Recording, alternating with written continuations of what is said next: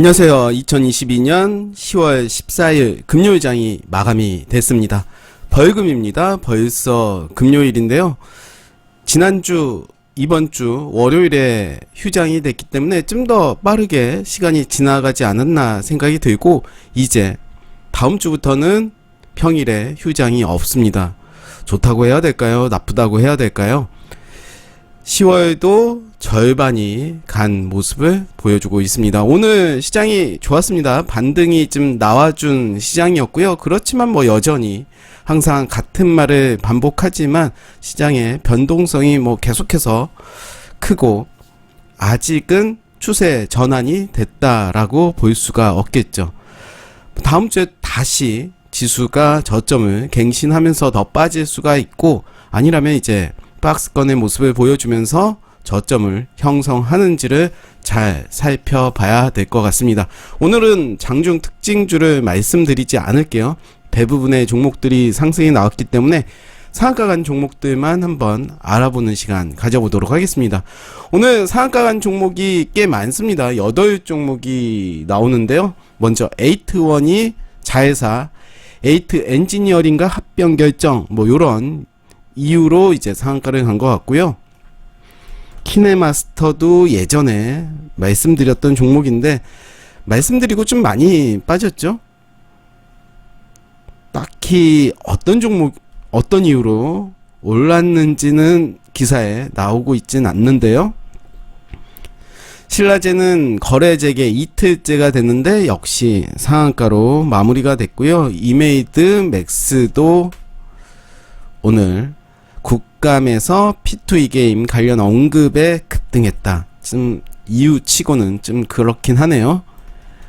앱클론도 이제 9월에 또 상한가를 좀 갔던 종목이었는데 치료제 맞고 줄줄이 암 완치, 킴리와와 15조 시장 양분 기대, 이런 뉴스가 나와줬고요. 성우 하이텍도 예전에 좀 언급을 했었는데 역시 좀 그 이후로 많이 빠진 모습이었죠. 세계 최초 전기차용 배터리 보호 복합 소재 개발 성공이라는 뉴스가 나왔고요.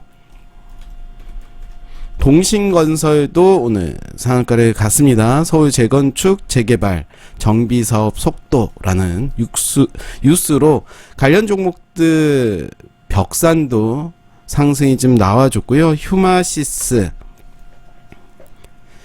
휴마시스는 이제 소액주주와 분쟁 격화라는 어제 뉴스로 이제 상승이 좀 나왔던 그런 모습이었고요. 이제 오늘 상한가 간 종목이 8종목 나왔는데요. 한번 보도록 하겠습니다. 에이트원이죠. 에이트원이 이때였습니다. 이때 처음으로 바닥에서 거래량이 급증이 됐고, 그 이후로 그 자리를 돌파하는 자리, 바로 요 자리가 이제 맥점이 됐을 거예요. 제가 자주 언급드리는 그런 기준으로 말씀드렸다면 요 라인에서 매수 타점이 되지 않았을까 생각이 들고요.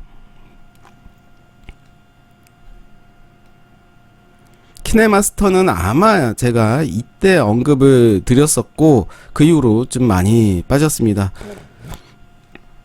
바닥을 만들고 상한가를 갔지만 항상 그래서 손절 라인 정하시고 대응을 하는 것이 매우 중요하지 않나 생각이 드는데, 만약에 존버를 했다면 아직 분할 매수 관점으로 봤다면 겨우 탈출하지 않았을까 생각이 드는데, 저는 그렇습니다. 지금의 시장에서는 존버를 하는 것은 의미가 없다. 그래서 매수를 했던 종목이 기준을 벗어난다면 인정을 하고 바로 손절을 하는 게 답이 아닌가 생각이 들고요. 신라제는 이런 모습, 오늘 좀 아랫꼬리가 달리면서 마감이 됐습니다. 아직까지 목 상태가 좋지가 않아서 몸이 좀 추워요. 추운 모습을 보여주고 있고, 위메이드 맥스도 바닥에서 상한가 갔고요. 앱클론이 이때 상한가를 가고 쭉 빠졌죠. 쭉 빠지고 상한가 시초가를 이탈했을 때, 이때가 이제 맥점이 됐겠죠. 그렇다면 요렇게, 그리고 이제 빠졌기 때문에 음봉이 나왔기 때문에 계속 지켜봤어야 됐을 거고요. 성우 하이텍도 이제 아마 이 구간에서 이제 언급을 드린 적이 있을 거예요. 그리고 쭉 빠졌죠. 그리고 거래량 늘리면서 상한가 가는 모습 보여줬고요.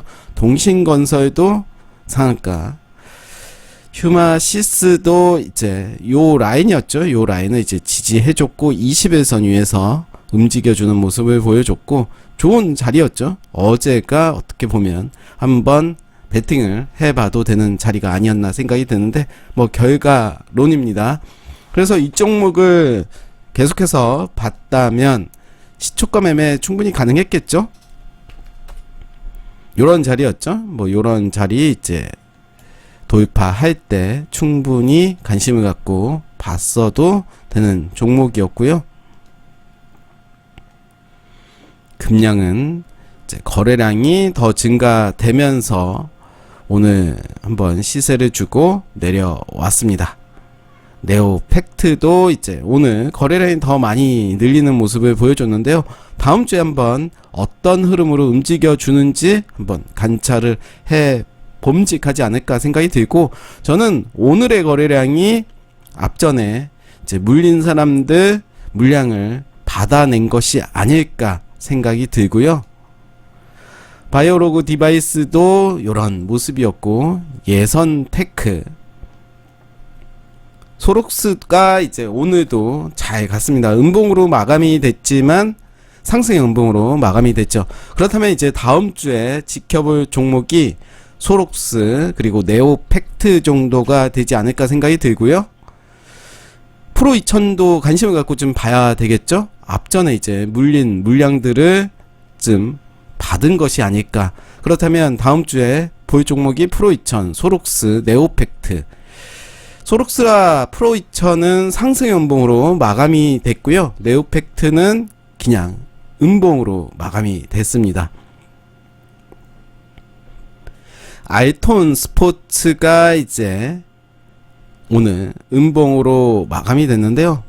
알톤 스포츠가 상승했던 이유가 전기 자전거 관련으로 알톤 스포츠 그리고 삼천리 자전거 그리고 소카가 관련주였죠.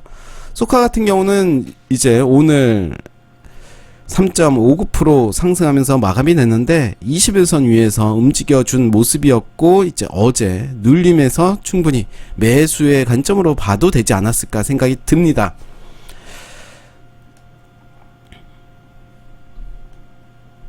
유신 고점이죠. 고점에서 이제 조심을 좀 해야 될 것 같은데요. 분봉을 통해서도 확연히 좀 확인을 좀 해야 될 것 같아요. 15분봉, 30분봉, 60분봉 보시면서 한번 요 종목도 한번 살펴보시면 좋을 것 같고요. 이노루스, 흥하해운도 좀 지켜봐야 될 것 같습니다. 오로스 테크놀로지 역시 지켜봐야 될 그런 자리로 보여지고요. 솔고바이오,